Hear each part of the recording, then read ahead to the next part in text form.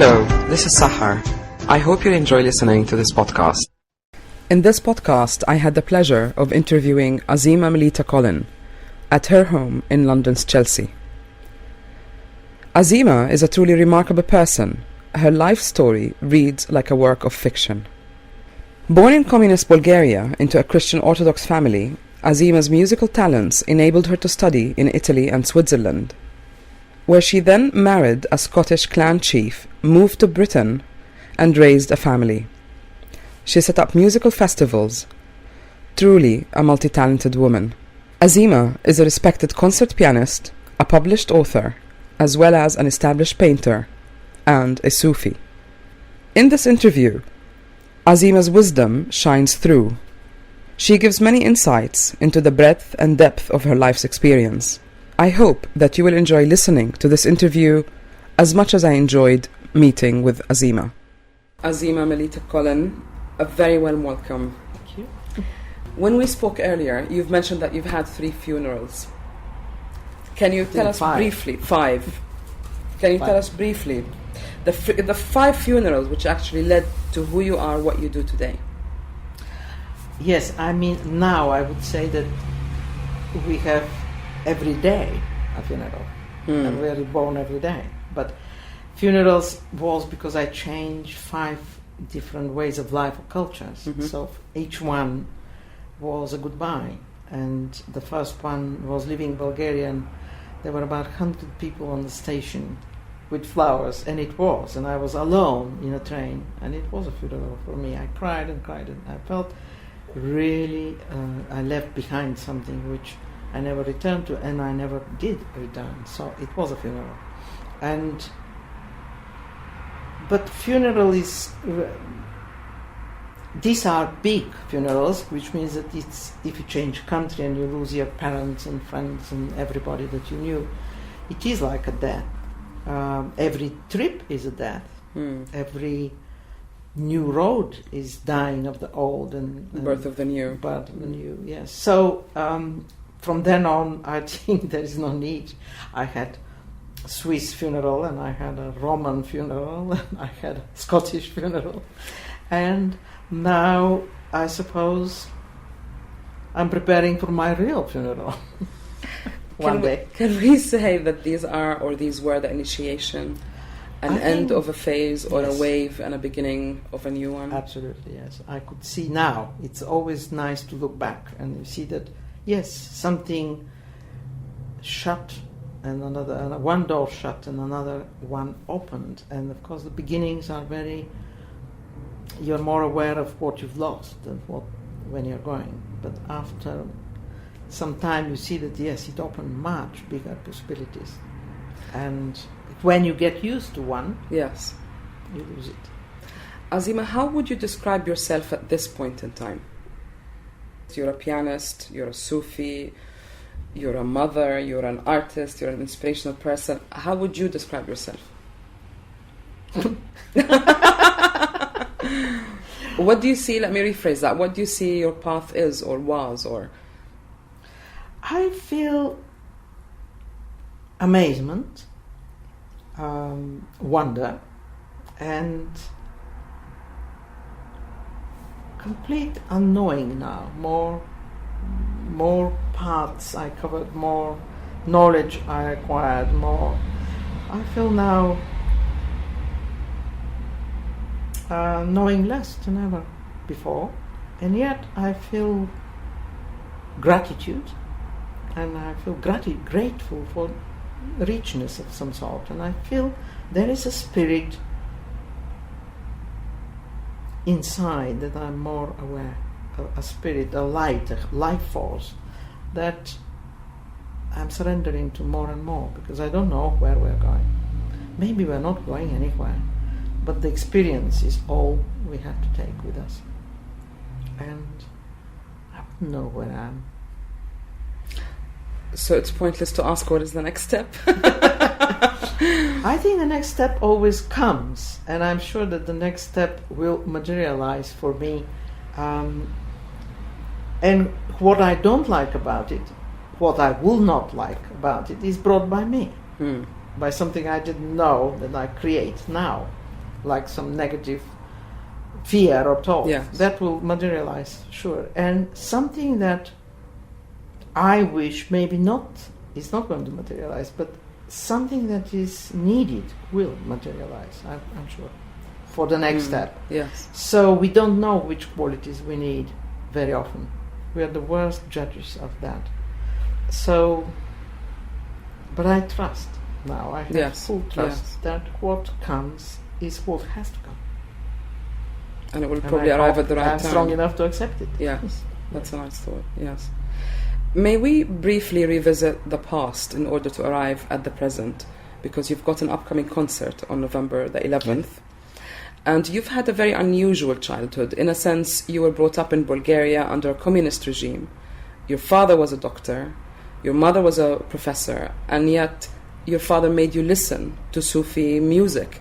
Yes, this is a mystery I would like to know. And now you know all about Rumi.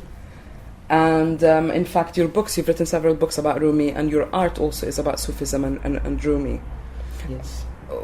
How has that journey shaped you? I mean, I know it's a big question. It's almost arriving at where you left, isn't it? Because you've started with that. I think we are who we are right from the beginning. And maybe, yes, we arrived where we started, but richer. You think it's the evolution? Yes, it's the same. I don't feel I'm any different than I was. I don't know. It's very difficult to be conscious of how one gets older, really, because I feel the same curiosity, the same real push and interest and passion for things. Yet I see the difference is that you don't have that much energy anymore. But otherwise everything is the same, yet clearer. I feel clearer, yes. I remember the fog. Very often I felt in a fog, not knowing where I'm going. Now this not knowing where I go, it's not fog, it's become trust. It's I feel everything is. Somebody said, "All is well, all is more than well." Who was that? I can't remember. You know that saying? Yes, all is well. All is well. Yes. Very often I repeat that to myself because I think it is always more than well. Yes, even the bad things, which after you see. Yes, yes. You mentioned growth or evolution like a spiral. Where do you think we are spiraling to? Or where do you see to awareness, I think, basically, if the world is spiraling towards awareness. And I think crisis, I think unfortunately, we need crisis and sufferance and loss and wars, and I don't know why human beings are like that. We all do that. And I think in this, something emerges, which is the next step. Usually, and I suppose something has to become unbearable to unite us, and I feel like in times of crisis human beings become more human, more compassionate. The strength also comes through the tolerance. Yes, tolerance, love appears.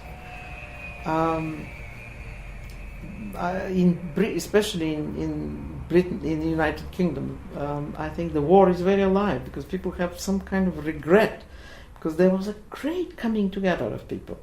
And I remember in this country there was a hurricane, and I've never seen where I am in the streets, many people sitting and drinking tea and talking, but on the fallen trees the next day, the first thing you saw is people with cups of teas discussing what happened, and it was so home-like. The street became a sitting room.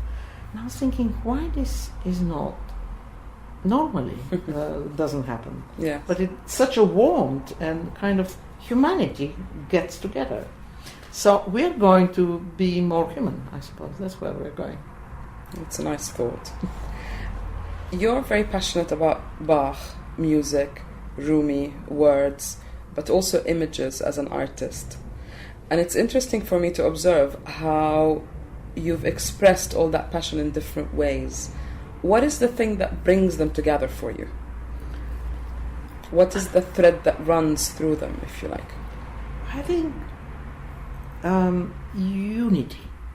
Because I feel all arts, for me, everything is becoming one. And I never had great separation. I think the painting is one process which brings you near, brings concentration and Focus, yes. And I never know what I'm painting. So images. So it's a winning of the fear of the nothingness. So a white page is like a. That's interesting. So the painting emerges rather emerges, than you sketch. And it emerges. I always don't do sketches. I start with completely chaos. I create that, and then I try to order this, and something emerges, and I feel always it is a gift. I don't know from where it came, but it is a gift. So it's the same process. It's in, and I wish I could. I was trying, but it's very difficult today. I feel musicians should paint. Should read poetry, and poets should do music, and painters should do the same. And because it's so much necessary to unite all or to experience arts, the to oneness. experience the oneness of the same process. I always feel that creativity is like a stream in above our heads, and occasionally connect like a tram, electric tram, and you connect with this stream of energy, and the same energy expresses itself, falls into different, but it's the same energy. I always felt the sameness of the energy. That, to my mind, brings an image again of a light and a prism. It's the same light, and it's only when it goes through that prism and it gets refracted that you see the different frequencies or wavelengths of the same thing, really. Exactly. And it's so beautiful to see how one helps the other. Like my music I paint, it creates forms in the paintings. Yes. And nuances of colors. But also my painting created more colors in the music. And poetry is something which I feel it was very alive in the past, but it's television or the world has taken over. It's people, when they hear poetry read, love it and say, oh, God, because poetry is again an essence, and maybe it is progressive. Painting is more dealing with your visual sense of the world. Then poetry goes more into the abstract thought world, but music goes above them all, and it's really the link between us and whatever, the unknown. It's a different language. Do you feel it is because of the vibration, that it's not limited visually or intellectually by using certain words? The past is the intellect, but it's like a language. Music is a language, really, and different language, which doesn't connect with the other languages somehow.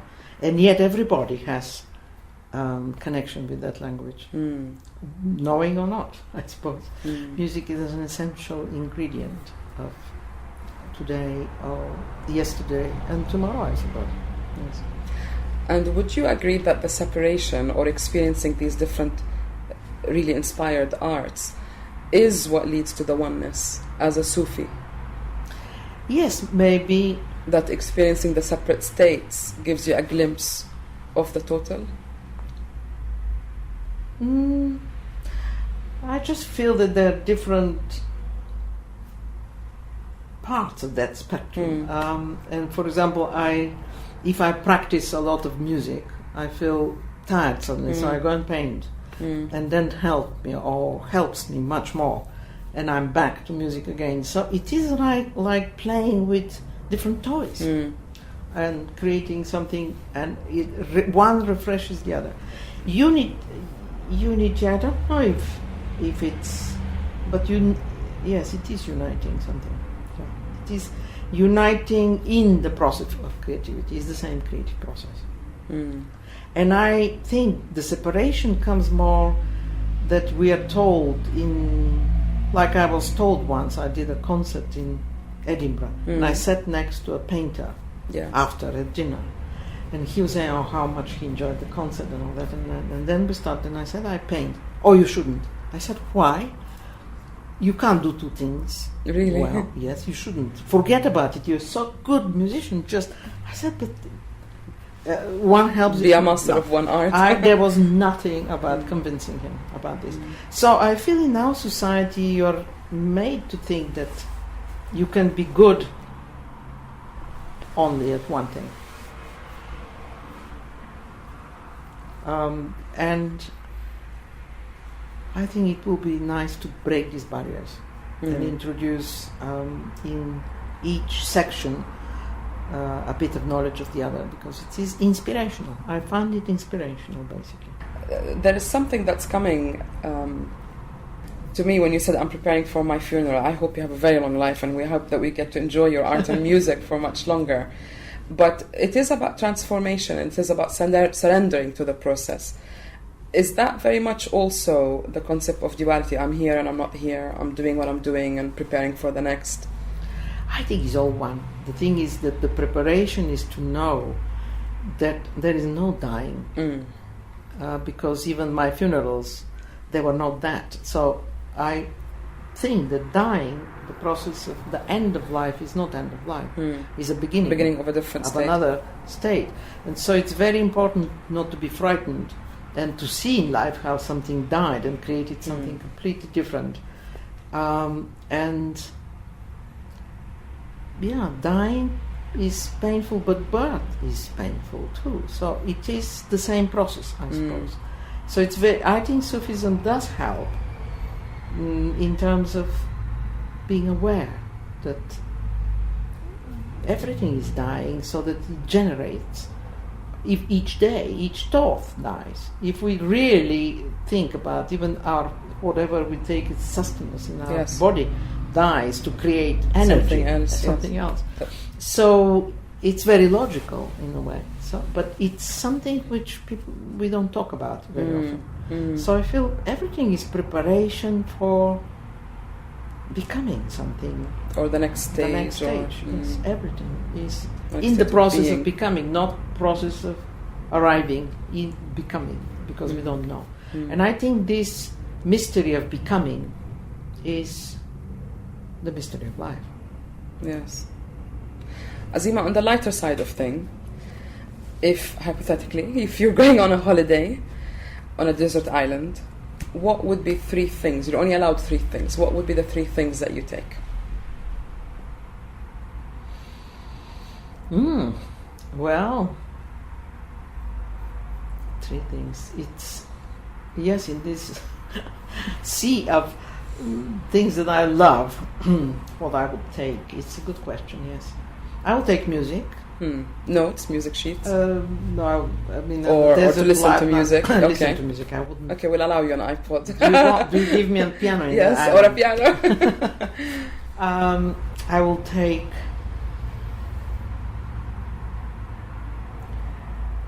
poetry with me.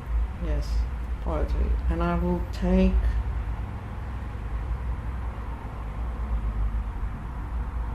Yes, song. I will take even paints. Yes. That's lovely. Yeah. Azima, will you come back and talk to us another time? I will. It's been a pleasure having you. Thank you very much for your time. Thank you.